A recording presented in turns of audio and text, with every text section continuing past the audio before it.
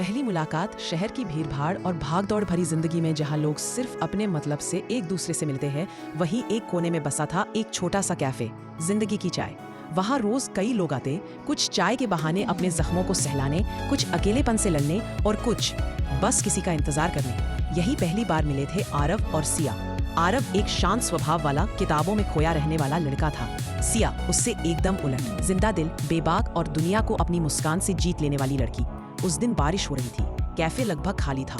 सिया भीगती हुई अंदर आई और सामने आरव की टेबल पर बैठ गई, क्योंकि बाकी कुर्सियां गीली थी। क्या मैं बैठ सकती हूँ? उसने मुस्कुराकर पूछा।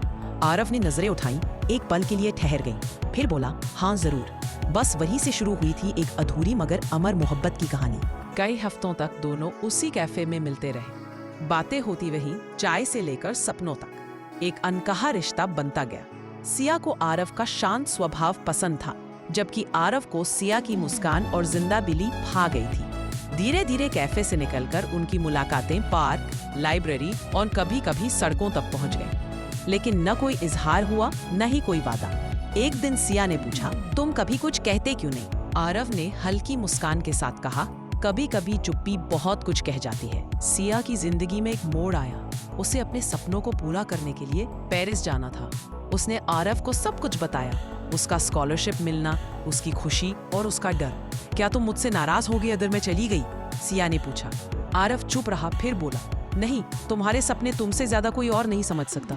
उन्होंने गले लगाया, बिना यह कहे कि वो एक दूसरे से प्यार करते हैं। सिया चली गई। आरव पहले की तरह रोज कैफे जाता रहा, उसी टेबल पर बैठता, उसी किताब को पढ़ता, मगर अब उसमें जान नहीं रही।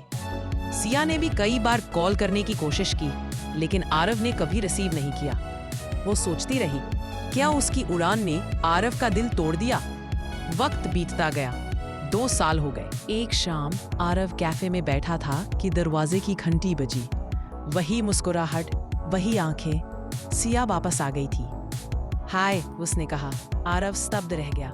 उसका दिल तेजी से धड़कने लगा। दोनों की आंखों में आंसू थे। मैंने तुम्हें बहुत मिस किया, सिया बोली। आरव पहली बार बोला, मैंने भी, पर डरता था कि कहीं तुम्हारे ख्वाबों में मेरी जगह ना हो। सिया ने उसका हाथ थामा और कहा, तुम्हारे बिना सब कुछ अधूरा था। कुछ दिन बाद ही सिया की तबीयत बिगड़ने लगी। टेस्ट के बाद पता चला सिया को ब्रेन ट्यूमर है। अंतिम स्टेज। आरव टूट गया।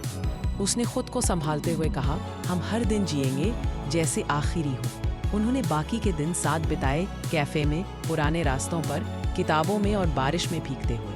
एक रात जब बारिश हो रही थी, सिया ने आरव की गोद में सिर रखकर कहा, अगर मैं चली गई तो मुझे तुम्हारी कविताओं